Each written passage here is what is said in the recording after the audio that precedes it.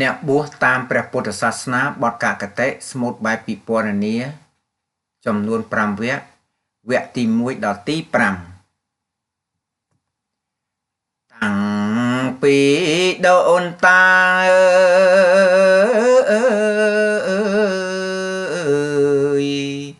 ខ្មែរជឿសាសនាសមណៈគោតម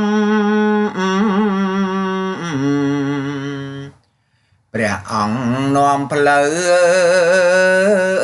ដើរទៅឧត្តមប្រកាន់ក្រិតក្រមល្បីគ្រប់ទិសទីខ្មែរឲ្យកូនបួស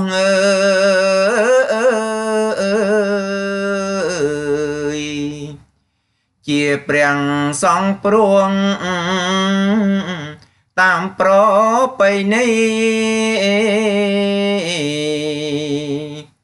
បួសដើម្បីសងគុណលោកទាំងពីរនឹងតួនាទី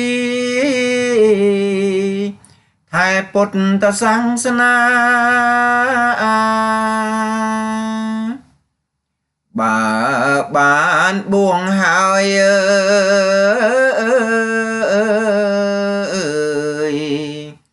អ្នកកុំកន្តើយកុំអើយមុខសា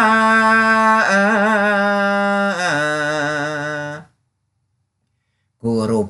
ព្រះធម៌ព្រះពុទ្ធផងណារៀនសូត្រណាធម៌ព្រះត្រៃបិដក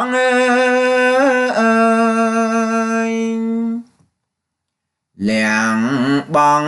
កេងលេង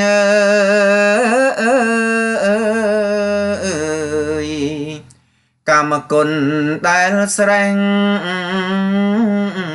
ដូចភយងបោកបក់កំចាត់មោហោទោសោអាក្រក់កុំអើយ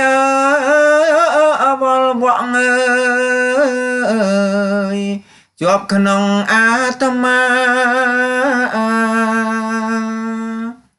កុំបួងលេងលេង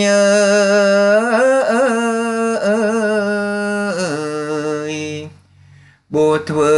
ជាក្មេងបួងនាំខូចការបាត់បង់ជំនឿព្រះពុទ្ធសាសនាបួងមិនច្រាំងថ្លាបួសនសំទ្របមើលបាទកម្មនេះមាននៅក្នុងកម្មវិធីសិក្សាភាសាខ្មែរថ្នាក់ទី6មេរៀនទី8ទំព័រ106 107ស្មូតនឹងរក្សាសិទ្ធិដោយវ៉ាប៊ូនីបញ្ញាបត្រជាន់ខ្ពស់អក្សរសាស្ត្រខ្មែរ